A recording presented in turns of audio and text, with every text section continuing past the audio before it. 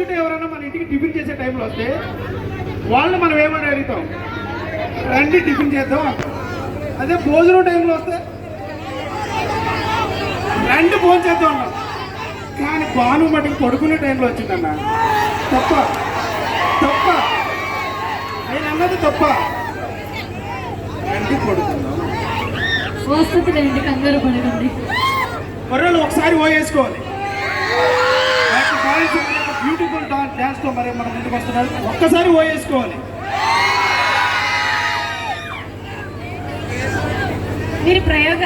మీరు ఎక్స్పెరిమెంట్ చేయాలని నా పేరే కనిపించిందా ఏంటి మీకు? నా మీద చేశారు మొత్తానికి.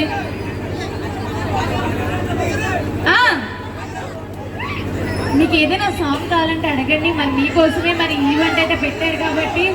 ఇదిగా వీడికి షుగర్, బీపీ, ఎనర్జీ అన్నీ ఎక్కువ అయిపోయినాయి అన్నమాట. ఒకేసారి బయటకు దానికి వచ్చేస్తున్నాయి.